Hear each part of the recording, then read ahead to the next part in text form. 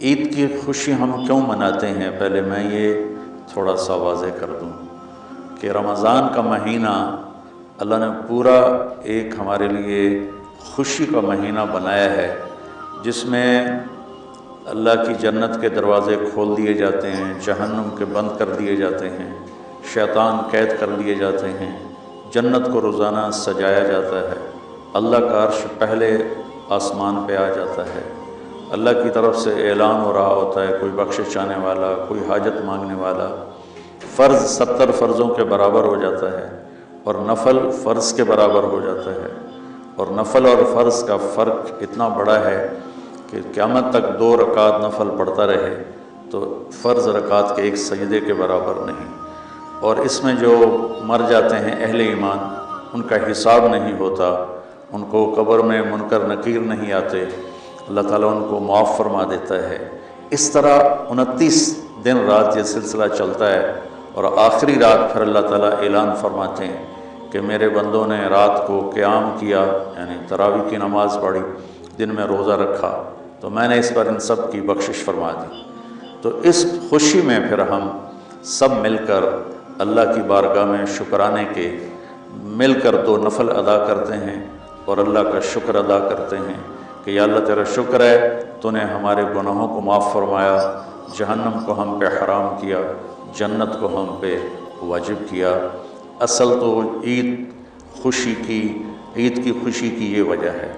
باقی جو اداسیاں ہیں، ڈپریشنیں ہیں، اس کی وجہ آپس کی محبتوں کا کم ہو جانا ہے، اور دنیا کی ایسی دوڑ جس نے اپنے آپ کو بھی بھلا دیا ہے، اور آپس کی نفرتیں ہیں اور آپس کے بغض حسد ہیں، ان منفی جذبوں نے ہماری خوشیوں کو دھندلا دیا ہے، ورنہ رمضان کا ہر لمحہ خوشی کے لیے ہے، اور عید اس کی بھیک ہے، اور پوری زندگی اللہ راضی ہو رہا ہو تو خوشی ہی خوشی ہے۔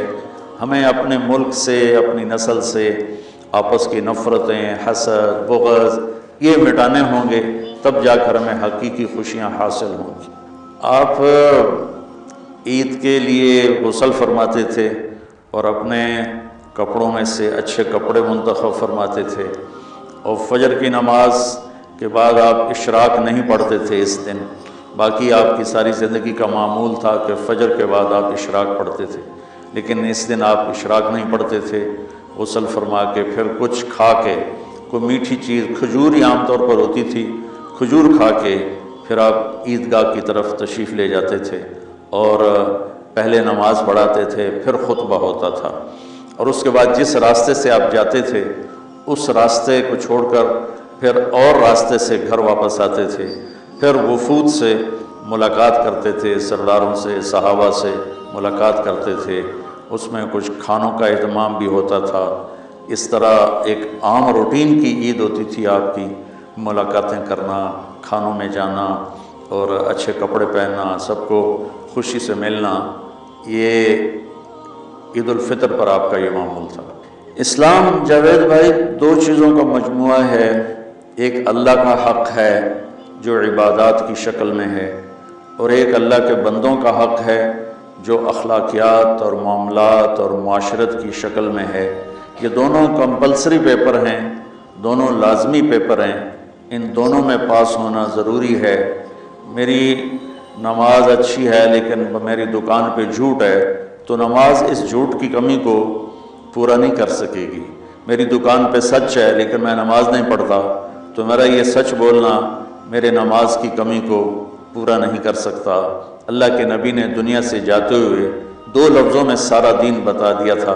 جب آپ کے جانے کا وقت قریب تھا تو آپ 2 لفظ دہرا رہے تھے، الصلاۃ وما ملکت ایمانکم، میری امت میرے بعد ایک نماز نہ چھوڑنا، اور ایک امت کے غریب مسکین لوگوں سے، نوکر غلاموں سے اچھا سلوک کرنا۔ یہ 2 الگ الگ ڈیمانڈ ہیں، جیسے پانی پینے سے روٹی کی کمی پوری نہیں ہو سکتی اور روٹی کھانے سے پانی کی کمی پوری نہیں ہو سکتی، یہ دونوں الگ چیزیں ہیں۔ اخلاق کو عبادت کی کمی پر نہیں کر سکتی، اور عبادت کی کمی اخلاق کو اور اخلاق کی کمی کو عبادت پورا نہیں کر سکتی۔ ان دونوں چیزوں میں پاس ہونا ضروری ہے، تب جا کر ایک معتدل معاشرہ وجود میں آتا ہے۔ پوری امت اس چیز کا شکار ہے، چونکہ جب بددیانتی اور جھوٹ اور ظلم عام ہو جاتا ہے تو پھر اس میں پورا معاشرہ ہی گناہ گار اور مجرم بن جاتا ہے، صرف حکمرانوں کی بات نہیں رہتی۔ یہ تو ایک سوال کا جواب موسیٰ علیہ السلام کو اللہ نے دیا کہ اللہ تعالیٰ سے انہوں نے پوچھا، یا اللہ جب آپ راضی ہوتے ہیں تو اس کی کیا نشانی ہے؟ تو اللہ تعالیٰ نے فرمایا کہ میں بارشیں موقع پر دیتا ہوں، حکومت سمجھداروں کو دیتا ہوں، پیسہ میں سخیوں کو دیتا ہوں۔ تو پھر انہوں نے پوچھا جب آپ ناراض ہوتے ہیں تو اس کی کیا نشانی ہے؟ تو آپ نے فرمایا، اللہ تعالیٰ نے فرمایا کہ بارشیں بے موقع کرتا ہوں، حکومت نااہلوں کو دیتا ہوں، اور پیسہ میں بخیلوں کو دیتا ہوں۔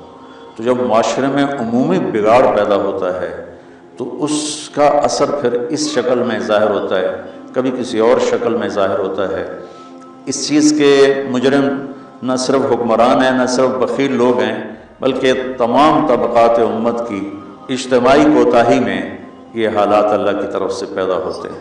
اس میں ہم سارے ہی ایک دوسرے کو مجرم ٹھہرانے کی بجائے اپنے اپنے گریبانوں میں جھانک کر دیکھیں کہ تجھے کیوں فکر ہے اے گل دل صد چاک بلبل کی، تو اپنے پیرہن کے چاک تو پہلے رفو کر لے، وفی انفسکم افلا تبصرون۔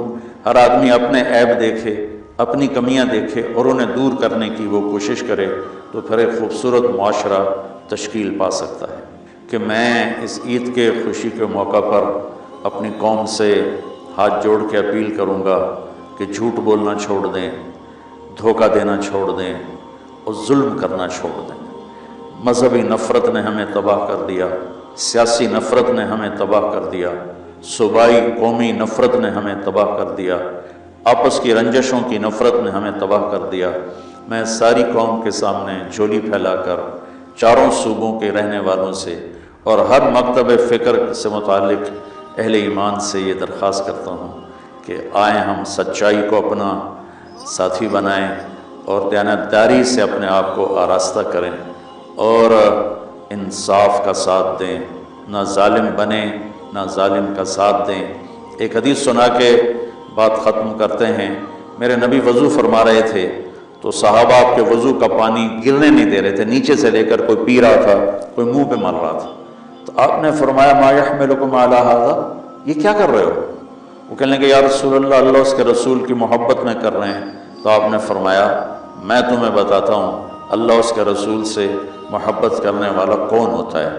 فلیصدق الحدیث اذا حدث، اللہ رسول سے محبت کرنے والا وہ ہوتا ہے جو ہمیشہ سچ بولتا ہے۔ فلیؤد الامانۃ اذا اؤتمن، جو ہمیشہ امانت داری سے کام لیتا ہے، کبھی دھوکہ فراڈ نہیں کرتا۔